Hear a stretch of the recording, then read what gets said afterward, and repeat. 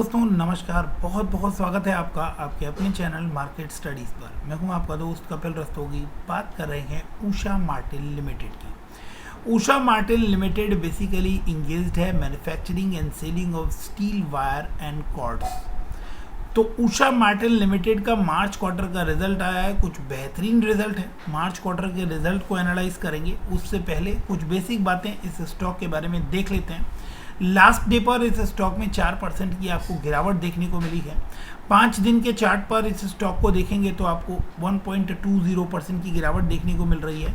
वहीं 1 मंथ के चार्ट पर जब हम इसे देखेंगे तो 17% का एप्रिसिएशन आपको यहाँ देखने को मिल रहा है। 6 मंथ में देखेंगे तो अप्रॉक्सीमेटली 70% का रिटर्न है। इस साल की बात करें 2022 की तो 62% का बड़ा रिटर्न हमें देखने को मिल रहा है। लास्ट 1 ईयर के रिटर्न की बात करें तो 172% का बड़ा रिटर्न आपको यहाँ देखने को मिल रहा है। और 5 साल की बात करें तो आपको 700% का बड़ा रिटर्न और एक तरफा तेजी आपको इस स्टॉक में आती हुई दिख रही है। एक मल्टी बैगर स्टॉक की जो निशानी होती है कि आपको ये स्टॉक जो है ये बढ़ता हुआ नजर आता है, फिर कंसोलिडेट करता है, फिर बढ़ता है, फिर कंसोलिडेट करता है, एंड देन फिर से एक जंप और कंसोलिडेशन और उसके बाद एक बड़ी सी जंप, और शायद अब आपको ये स्टॉक जो है ये कुछ समय तक कंसोलिडेट करता हुआ नजर आ सकता है। तो ऐसे समय में इस स्टॉक को पिक करना कितना सही रहेगा, कि लेवल्स पर इनको पिक करने में फ़ायदा है, इसके बारे में बात करेंगे। सबसे पहले कुछ बेसिक चीज़ें समझ लेते हैं। मार्केट कैप 4600 करोड़ की है और 165 रुपये का इसने हाई बनाया है। करंटली 153 के ऊपर ट्रेड कर रहा है और 41 रुपीज़ जो है वो इसने लो बनाया है, यानी 40 रुपीज़ से 160 यानी 4 टाइम। तो ये स्टॉक आपको एक साल के अंदर इसने अपने हाईज और लोज के बेसिस पे आपको दिखा दिया है। दिसंबर रिजल्ट में हमने देखा था कि 29.53 यानी तकरीबन 30% का रेवेन्यू राइज था, 80% का नेट इनकम में राइज था और 38% का नेट प्रॉफिट मार्जिन में राइज था। अब बात करते हैं इस स्टॉक के बारे में इन डिटेल। तो 4615 करोड़ की मार्केट कैप, 150 रुपये का करंट प्राइस, 165 रुपये का हाई, 48 रुपये 20 पैसे का लो बनाने के बाद 17.7 का पी है। इंडस्ट्री पी 15.7 है, यानी इंडस्ट्री पी से कंपैरिजन करें तो बहुत ज़्यादा एक्सपेंसिव नहीं है, मतलब बिल्कुल अफोर्डेबल प्राइसिंग के ऊपर आपको ये स्टॉक जो है अफोर्डेबल पी के ऊपर आपको इस समय दिखाई दे रहा है।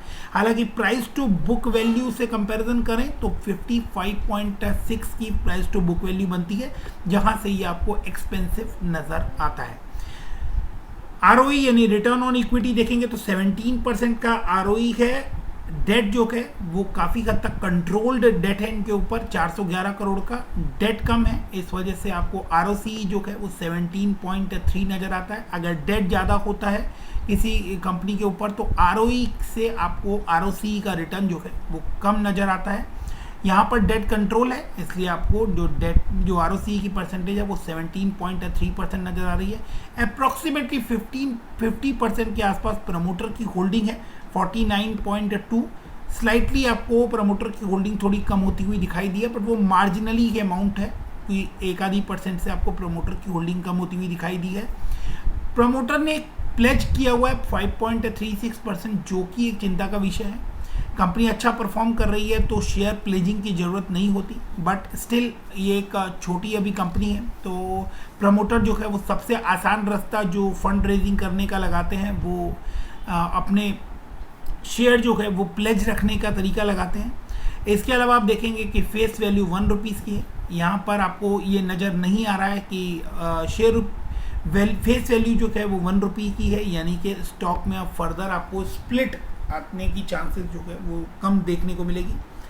डिविडेंड की बात करें तो यहाँ पर आपको 0% का डिविडेंड यील्ड दिखाई दे रहा है, बट मैं आप लोगों को डिविडेंड से जुड़ी हुई एक बड़ी खबर जो है वो भी यहाँ बताने वाला हूँ। इंडस्ट्री पी 15.2 है।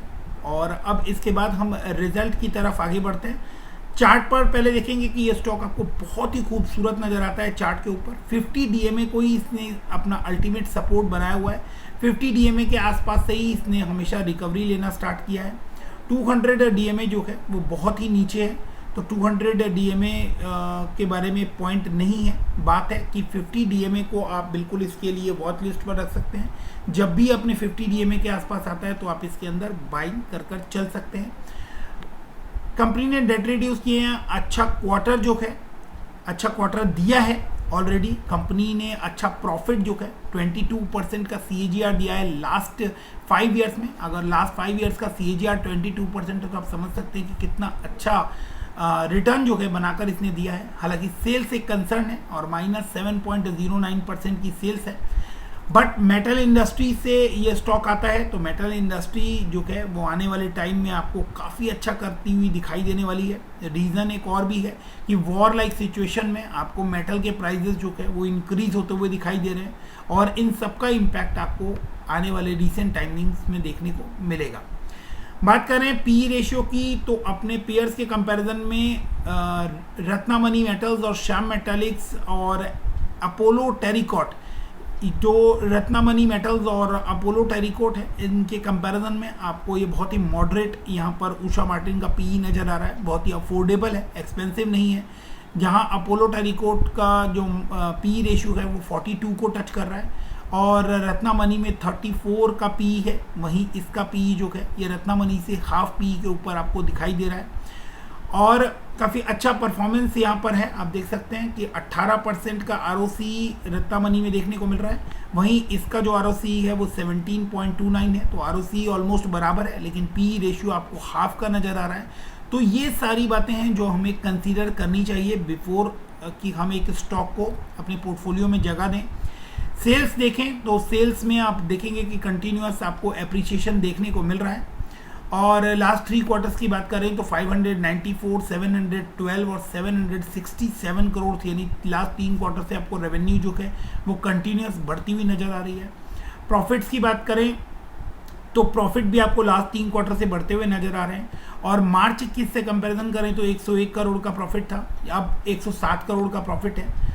और बात करें OPM परसेंटेज की तो 16% के 15%, 14% यहाँ पर आपको आता हुआ दिखाई दे रहा है, तो 1-2% से आपको OPM परसेंटेज जो है वो लैग करती हुई नज़र आ रही है। स्टिल आपको जो ऑपरेटिंग प्रॉफिट्स हैं वो अमाउंट वाइज आपको बढ़ते हुए नज़र आ रहे हैं, हालांकि ऑपरेटिंग जो मार्जिन हैं वो 1-2% आपको कम होते हुए नज़र आ रहे हैं।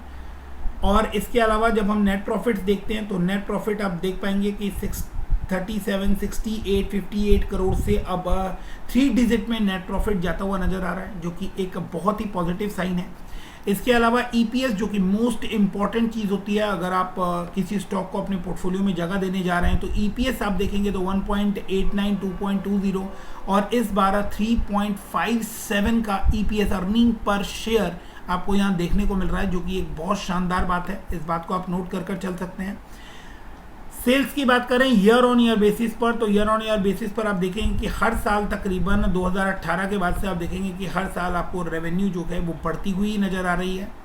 मार्च 21 यानी लास्ट ईयर आपको रेवेन्यू लैग करती हुई दिखाई दी थी, और इसके बाद से अब वापस आपको रेवेन्यू जो है वो 2688 करोड़ की, जो कि आप प्रीवियस 5 ईयर्स में अगर देखेंगे तो सबसे बड़ी रेवेन्यू आपको यहाँ देखने को मिल रही है रेवेन्यू फिगर वाइज।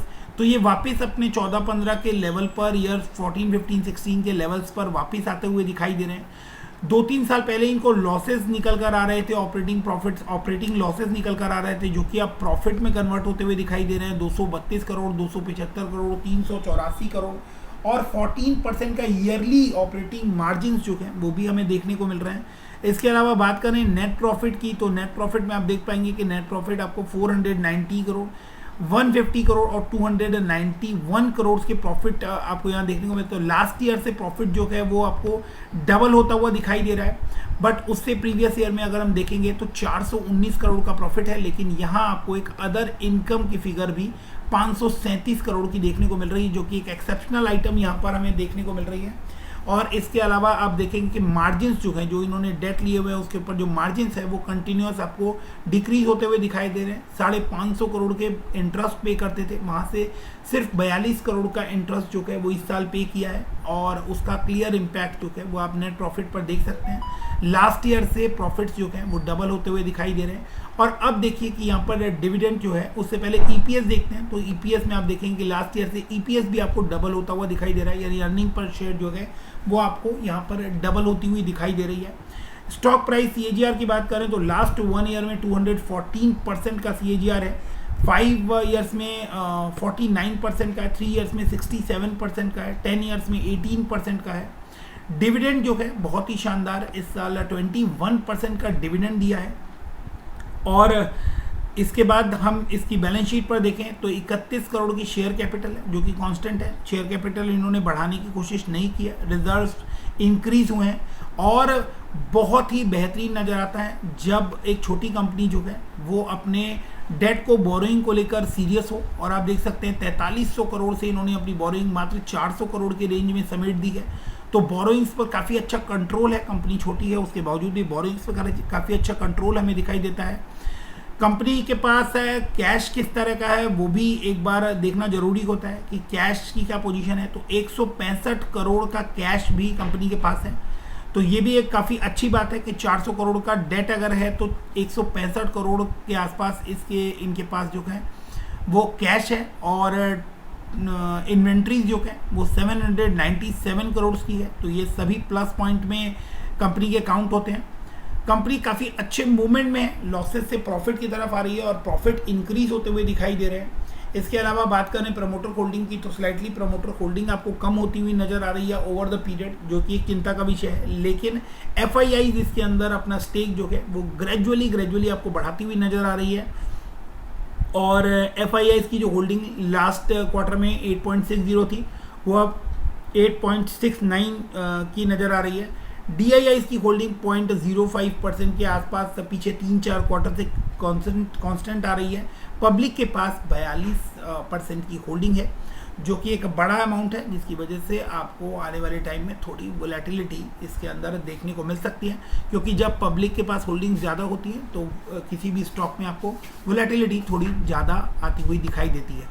बात करें डिविडेंड की तो आप देख सकते हैं कि further the board at said meeting has also recommended dividend of ₹2 only. तो 200% का आपको यहाँ डिविडेंड देखने को मिल रहा है share holder for the financial year 31 मार्च 22। और ये डिविडेंड अनाउंस हुआ है रिजल्ट के साथ साथ, तो ये एक बड़ी खबर है जो इसके शेयर होल्डर्स को बहुत खुशी दे सकती है।